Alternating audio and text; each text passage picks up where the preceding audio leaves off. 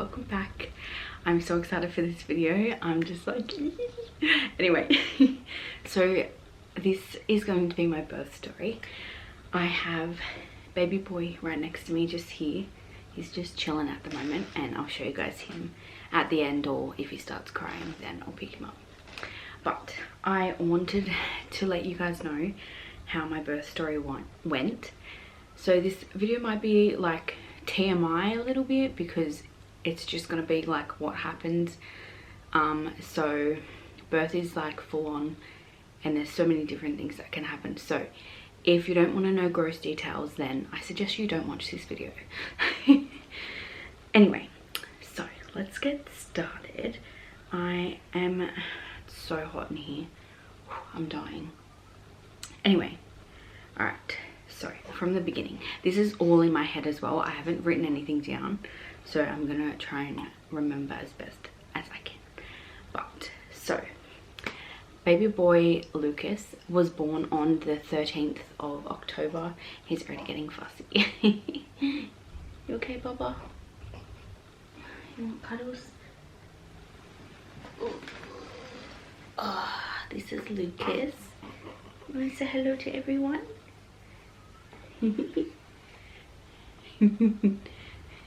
Hello. So cute. Anyway. Oh, okay. So Lucas was born on the 13th of October at 11:56 a.m. He weighed 3.3 kilos, which is like 7 pounds 2 ounces. And yeah, so okay, let's get into the story. So a couple days leading up to his birth, I started doing this video called Activating Labor, and it's pretty much just exercises that bring the baby down more into like your pelvis, and it's like deep squats, and yeah, just like having your legs open to bring them down. So I did that for a couple days. That definitely did something. It definitely did bring him down a little bit, because I could feel him down and I was having more pressure and discomfort. So that definitely did work. The night like before I went into labor, we did the deed because that can help soften your cervix and stuff. So we did that, and that definitely worked, because I started getting contractions, and they weren't regular at all. And I've had contractions before when we've done it, and they've just died off. So I wasn't thinking anything of it. That was at like 9 p.m. roughly. And then we went to bed, and I wasn't sleeping good, and I was still getting contractions. Just irregular, pretty uncomfortable, but not like excruciating pain. And then I woke up at 2 a.m. Hey, Baba. I woke up at 2 a.m. to go to the toilet, and I peed, and I was sitting on the toilet, and then my water started leaking, and I was sitting there and I was like, whoa, like what the heck? And then I was like, okay. And I was getting excited, but I didn't want to get too excited in case it was just me peeing, because pregnancy in your bladder, it just doesn't go. So I stood up, and then a little bit more fluid came out, and I was like, okay, this is weird. And then I walked like in the bathroom a little bit, and then more came out, and I sat on the toilet and more came out, and I was like, okay, this is definitely my waters. And I was like, I need to wake Dylan up. So I pulled out my phone and I recorded myself. So I'll add that clip in here. My water just broke.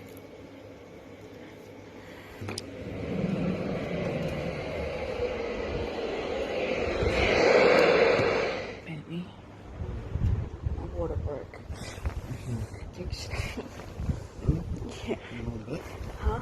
No, not in bed. I was on the toilet. It was hundreds of my waters. Huh? What is that? It was my waters breaking. You know?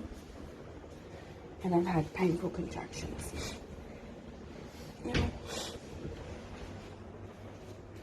I need to call the hospital. Huh? I said I need to call the hospital.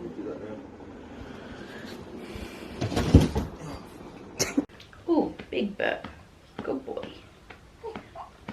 Okay. So I woke him up and he jumped up out of bed straight away and started getting everything ready.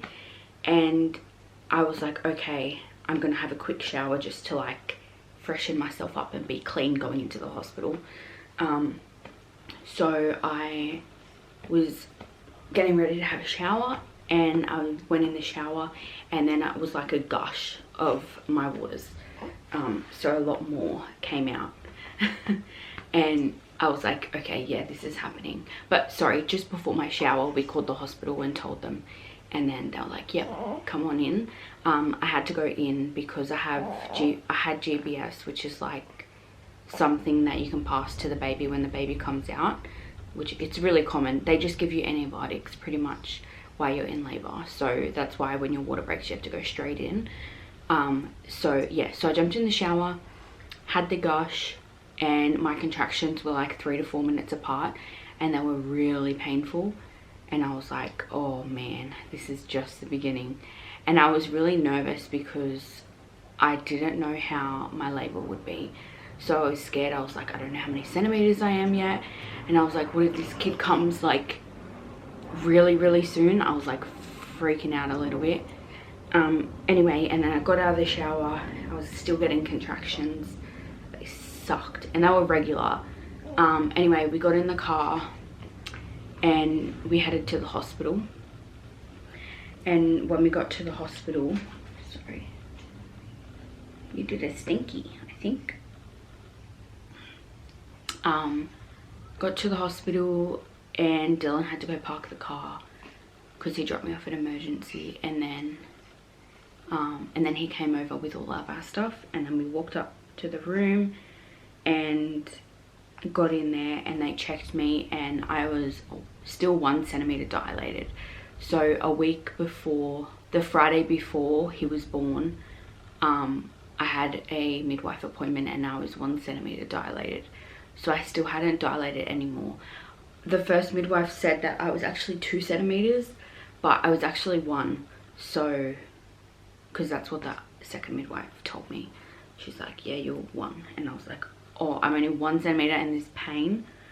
Anyway, got in the room, they checked me 1 centimeter. Still just dealing with the contractions. They hooked me up like to monitor him and stuff.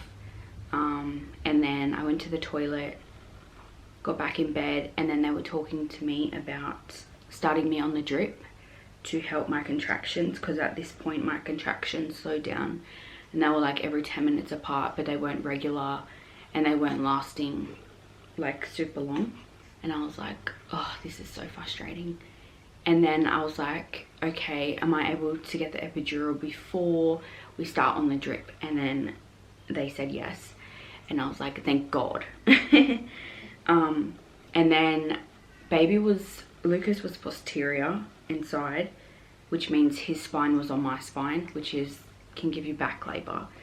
And the back pain started when we got to the hospital, and it was horrible.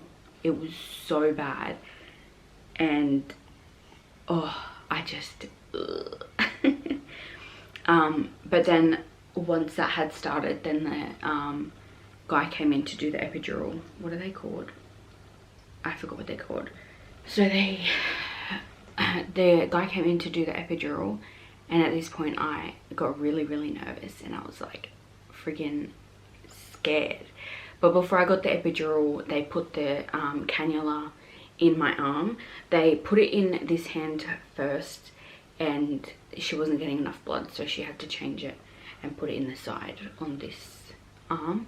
And let's just say the cannula hurt more than the epidural. So I was really nervous for like how they numb your back first, because ouch, didn't even hurt. It was just like a tiny little sting. And then the only part that was pretty uncomfortable was when he was like putting it in my back, like the actual epidural thing. and it was like it was nicking a bone or something, and that was like ow.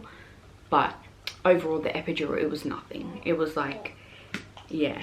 And it was so annoying because I got a contraction when he was doing the epidural, and it was like at the part of the epidural where you literally cannot move, and it was so bad. It was in like obviously my stomach, like, and it was in my back, and I was just like far out, and I was just like, don't move, don't move, don't move.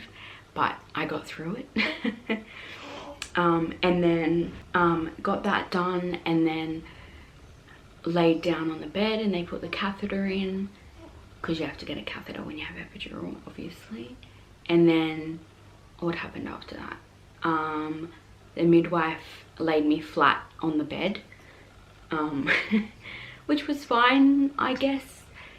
And then my midwives changed over. So that midwife that I had for that first part, she left because it was the end of her shift, and she changed over to another midwife, and this midwife was amazing. She was really, really good. My epidural went up too high. I think they said T4 or something, which is like up like near your chest, which is like really not good. So the new midwife was like, okay, you need to sit right up. So she sat me like right up for a while, and yeah, and then the epidural like went down, and they like tested it with an ice pack. It's so weird, but the epidural was heaven. It was so good. Like once I had it, it was like my whole body had just relaxed, and it was calm, and it was so nice. Oh, so good. Okay, so after that, the second midwife that was like I have for the rest of my labor, she went on her break, so then a replacement came in for her, and the replacement wanted to put like that peanut ball between my legs and for me to like lay on my side. Good boy, Bubba. So cute. So what happened? So I rolled to my left side, which was really hard having the epidural, by the way.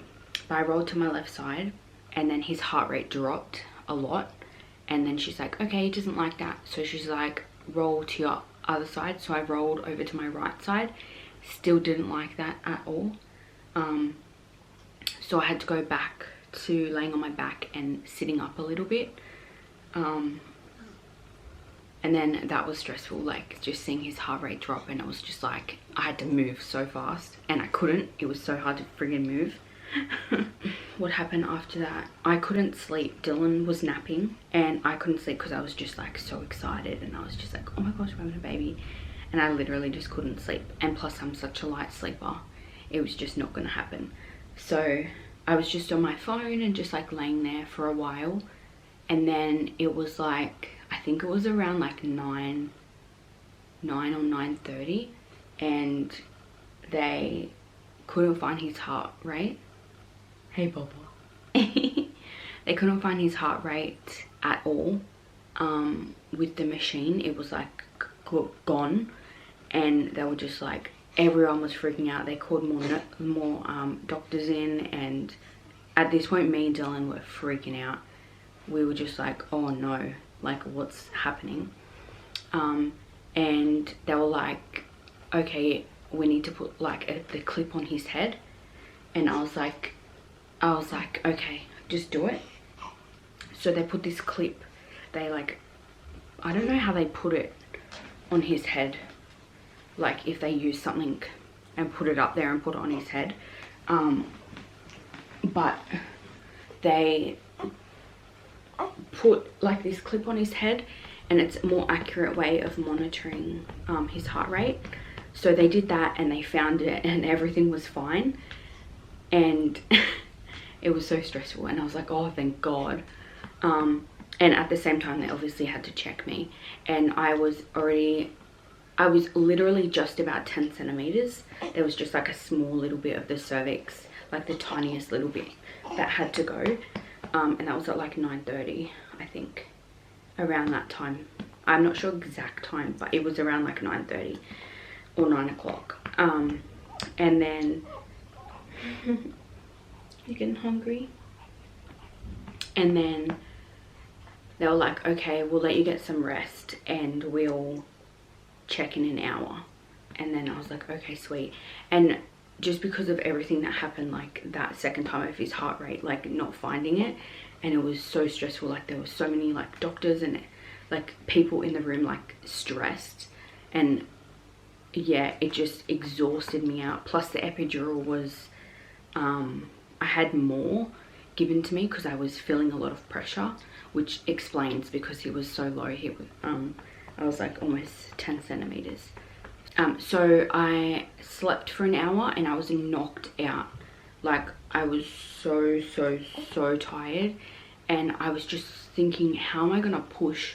I literally couldn't feel my legs at all or anything. So that was like pretty rough.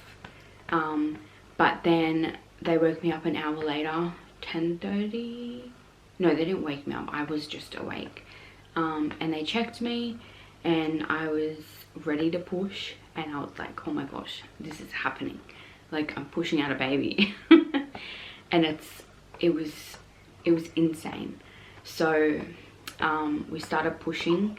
I started pushing, and Dylan was the best support person ever. He was so like, just like really motivating and encouraging. Oh, it was so sweet. And yeah, so I started pushing and I couldn't feel where I was pushing, like, cause you're just so numb. So I was like pushing with my face, but like trying to be pushing down there. It was just the weirdest thing ever. And then they asked if I wanted a mirror to see, and I was like, oh, I don't know. And then I said I ended up agreeing, and I'm so glad that I did. So they put a mirror there so I could like see, and I would push, and then I could see where I was pushing, and it was easier to see where I was pushing because they had the clip on his head, so there was like this like the cord thing coming out, so we could see that moving when I was pushing in the right spot. But it was still very hard to figure out where to push. Anyway, so kept pushing and pushing, and then we could start to see his head, and it was like, oh my gosh, it was the best thing ever. And then I was pushing for about, I think around 2 hours roughly. And 2 hours seems like a really long time, but in the moment when you're doing it, it didn't seem that long at all. So yeah, so his head started like crowning, and then they showed me, and I just like bawled my eyes out, and like Dylan was getting emotional. We were both just getting very emotional. And yeah, and then it came time for his oh wait, was this when he was, yeah, okay, so then it got a bit chaotic again, so stressful. So because my pelvis was small, he was posterior, and then he started turning as he was like coming out, but he got stuck in my pelvis area a bit, because at this point he was transverse, so he was like to the side. So they said to me that I should get an episiotomy, and I was like terrified for my life. I was scared. I was so scared. But Dylan was very distracting, and he was like talking to me when they actually did it. Didn't feel the numbing because they give you a needle to numb the area. I didn't feel that at all, and didn't feel the cut at all. Didn't even know they did the cut when they did the cut, and that's because Dylan was distracting me because he knew that it was happening. Whereas I knew it was happening because they asked me and they said they were numbing their area, but when they actually did it, he was distracting me, so I just was like, yeah, okay, whatever. So they did the cut, and then he was still stuck like in my pelvis a little bit. So, oh Baba, hello. Hi. And then they cut, yeah, so they cut me. Then they said, okay, we like they asked if they could use the vacuum to help assist getting him out, and I was like, okay, no worries. And they're like, okay, he's gonna be out in the next lot of contractions. And when they said that, I bawled my eyes out.